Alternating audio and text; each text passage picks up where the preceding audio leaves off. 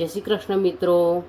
જયા પાર્વતી વ્રત અને ગૌરી વ્રત કરતી દીકરીઓ માટે મેં આગળ દરિયાઈ ખારી ભાજીના ભજીયા અને મુઠિયાની રેસીપી મૂકી મારી ચેનલ પર, તો મને ઘણો સારો રિસ્પોન્સ મળ્યો છે। તો હું આજે દરિયાઈ ખારી ભાજીમાંથી વડા બનાવીશ। એની માટે મેં આ ભાજી લઈ લીધી છે અને 3-4 પાણીથી સરસ આપણે ધોઈ લઈએ। આમાં ઘણું ધૂળ હોય, રેતી હોય, તે કંઈ પણ નીકળી જાય, એટલા માટે સરસ રીતે આપણે એને પહેલાં ધોઈ લેવાની છે। આ રીતે સરસ રીતે બધી ભાજીને આપણે ભાજીને આપણે મિક્સર જારમાં લઈ લઈશું। ભાજીને આપણે અધકચરી ક્રશ કરી લઈશું।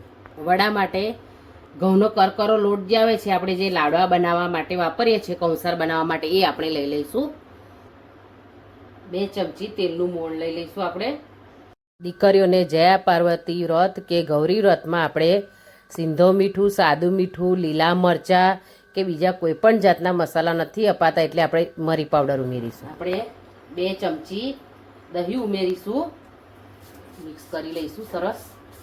મને ડ્રીમ આર્ટ ગેલેરી તરફથી કમેન્ટ આવી હતી કે આપણે લીલા મરચાં ઉપયોગમાં લેવાય ના, આપણે લીલા મરચાં ઉપયોગમાં નથી લેતા આ વ્રતમાં। મને કોમેન્ટ કરવા બદલ થેન્ક યુ।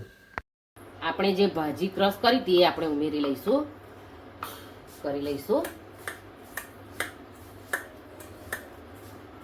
આપણે જરૂર લાગે તો થોડું પાણી ઉમેરીશું, લગભગ પાણીની જરૂર નહીં પડે। દહીં અને ભાજીથી જ આપણો લોટ સરસ બંધાઈ જશે અને સરસ પરોઠા જેવો આવી રીતનો લોટ આપણે તૈયાર કરી લેવાનો છે। હવે આપણે વડા બનાવી લઈશું।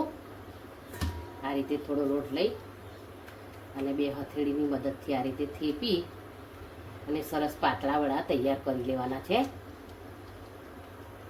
આ રીતે જો આવા સરસ પાતળા વડા તૈયાર કરી લેવાના છે। ગૌરી વ્રતમાં પહેલાં મારી મમ્મી અમને મોરી પૂરી અને જે કેરીની સિઝનમાં છુંદો બનાવેલો હોય મોરો એ આપે, ગળ્યું દહીં આપે, રોટલી આપે, કેરીનો છુંદો આપે, શીરો બની આપે ઘઉંના લોટનો। આવું બધું બનાવીને મમ્મી અમને એક ટાણા કરાવતી। આ રીતે આપણે બધા વડા વાળી લઈશું। વડા વાળી અને તૈયાર કરી લેવાના છે। આપણું તેલ સરસ થઈ ગયું છે, આપણે વડાને તળી લઈશું।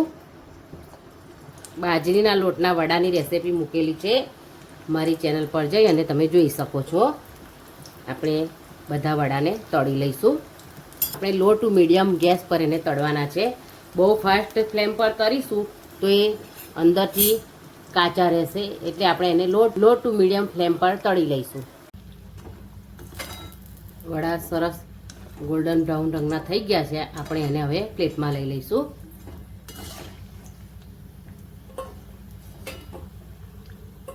આ જ લોટમાંથી તમે થેપલા પણ બનાવી શકો છો। બસ આપણા વડા તળાઈ ગયા છે, આ રીતે આપણે પ્લેટમાં લઈ લઈશું એને। મને ઝાલા તેજસ્વીની કમેન્ટ આવી હતી કે તમે સરસ ઇન્ફોર્મેશન આપી છે। અત્યાર સુધી અમે ભજીયા જ બનાવતા હતા, તમે સાથે મુઠિયા પણ આ લોટમાંથી ને ભાજીમાંથી બનાવી શકાય છે, એની તમે અમને ઇન્ફોર્મેશન આપી છે। તો હું ઝાલા તેજસ્વીને થેન્ક યુ કહું છું કમેન્ટ કરવા બદલ। તમને પણ જો મારા વડા બનાવવાની રીત ગમે તો તમે મને કોમેન્ટ જરૂર કરજો। અને તમારી જે દીકરીઓ ગૌરી વ્રત, જયા પાર્વતી વ્રત કરતી હોય એને તમે મારી રેસીપી જરૂર શેર કરજો। વડાને મેં દહીં સાથે સર્વ કર્યા છે। આ દહીંમાં તમે થોડી ખાંડ નાખીને પણ દીકરીઓને આપી શકો છો। ખાંડ નાખશો દહીંમાં તો થોડું ખાટું મીઠું સ્વાદ આવશે, તો એમને ખૂબ સરસ લાગશે। હજુ સુધી તમે ભવનાસ કિચનને સબસ્ક્રાઈબ ના કરી હોય તો જરૂર કરજો। આપણે ફરી મળીશું મારી નવી રેસીપી સાથે। ત્યાં સુધી થેન્ક્સ ફોર વોચિંગ।